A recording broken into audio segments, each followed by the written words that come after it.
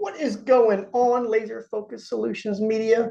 It is Thursday, July 25th, and we are winding down and getting ready for a short vacation coming up.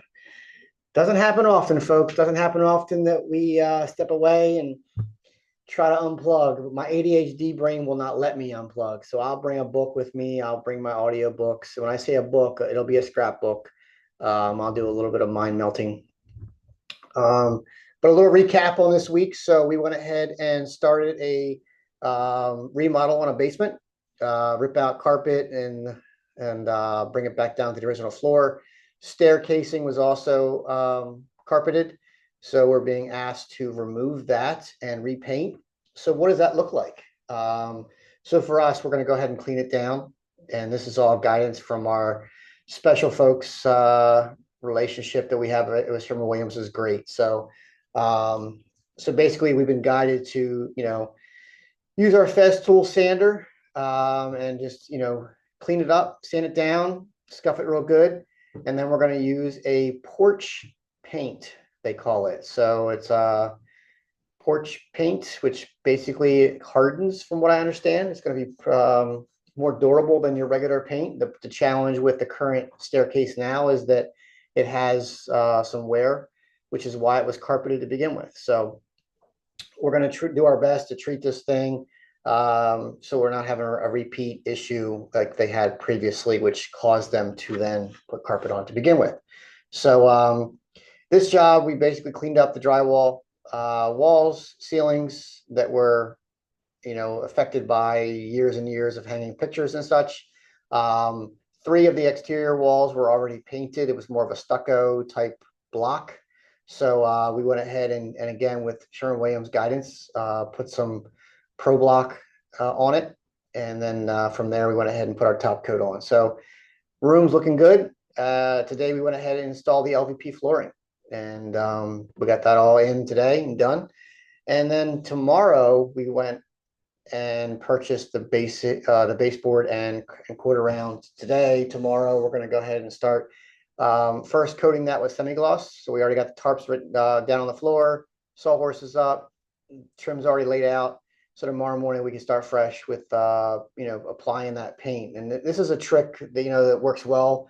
You pre-paint it, and then that way when you go and put your nails in and set it, you can go back and just give it a cleanup, with some caulk or putty for the holes, and then your top coat, touch up and such. So it really works out well. I've seen this done a lot of times in professional homes. When I was an electrician prior, I really was observant with things that other trades did, and this was something I really picked up on and enjoyed. So once that's done, we'll get like I said, baseboard down, quarter round down. We'll get the floor treads, again, sanded down, scuffed, prime painted, get that rocking and rolling. And then we will have 2 additions to the project. The client asked us last minute, not last minute, like as if like, I'm not going to do it last minute, but like it wasn't planned. Let's put it that way. So we're going to put 2 doors in, basically. So one leading to the laundry room, and one at the top of the stairs that had a cat door in it that they no longer have a cat. So that'll certainly, it'll look good from the basement, and it'll also look good in the kitchen. So that's a win-win. All in all, this job was bid out for 5 days. We did start on Tuesday, so we're a little bit ahead of schedule. But we still have the detail stuff, and that's what I will share with any homeowner that wants someone to come in and do work. It is just like anything else that you do, like moving, for example. You can move a couch and clear a room out quick, and it looks like you've done something. And then you go open that closet up, and it takes you 15 trips, right? So while it looks great that it's painted and the floor is down and the baseboard is going in tomorrow, we're still going to have some detail work, right? So that's where I try to get too excited myself and overbook. So I did a lot for Saturday. I let the client know that, hey, we're going to start on Tuesday.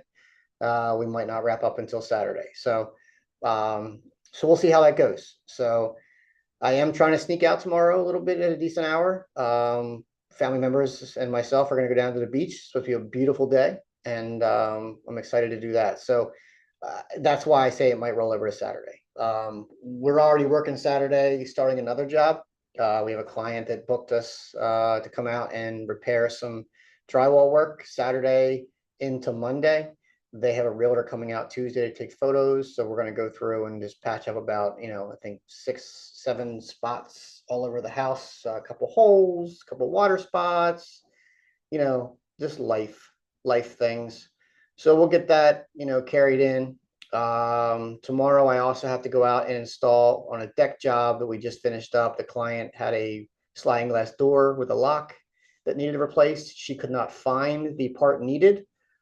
This is where I love that Laser Focus Solutions just is a resource, right? So she reached out to us, we found the product, we got it delivered, and we're going to put that in for her tomorrow. So we'll get that put in. Got several towel bars to put in next week. There's a tons of different applications, so be cautious.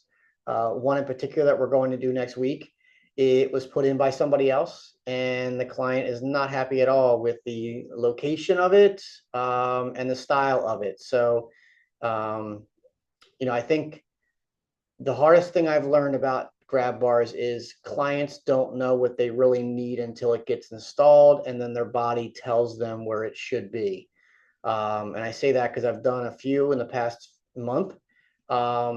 And it's not uncommon for a client to call back and say, hey, I wish you would put this a little bit lower. I wish you put it a little bit higher. You should have been on an angle. So I'm even learning, but again, this is no fault of the other person that did it. This client I'm doing work for them anyway. So she happened to ask me to move this grab bar. So we're going to move it.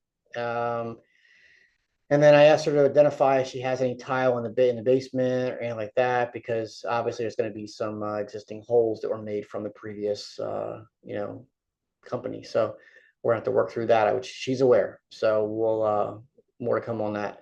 So just super, super excited to be where we are, which is busy, right? We are busy.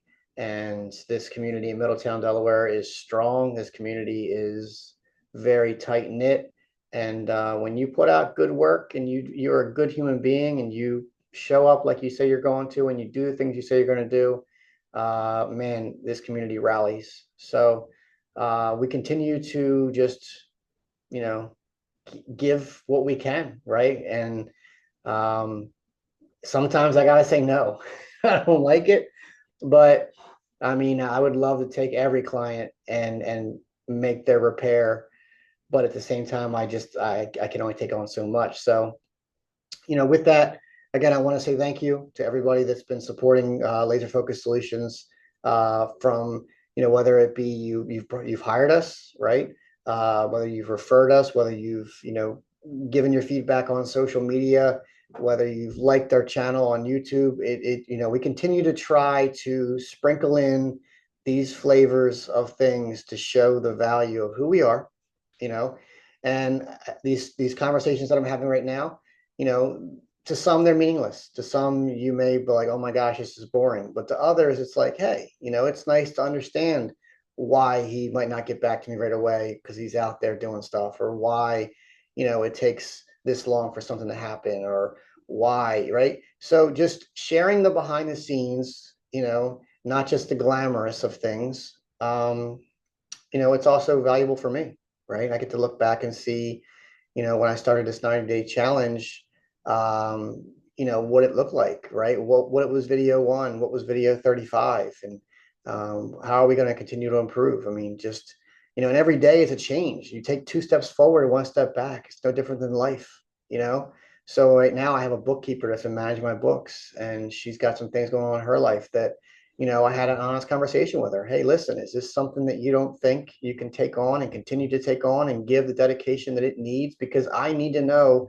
where my money's coming and going, and I need to be able to, pull levers like hire staff and understand where money's coming and going, and pay vendors when I gotta be paid, and all those things. And so if this is something that you're not able to do, it doesn't mean you're not a great person, right? You're still number one in my book. I still have a lot of respect for you and everything, but if you're not able to do it, then I'm going to have to seek other services, right?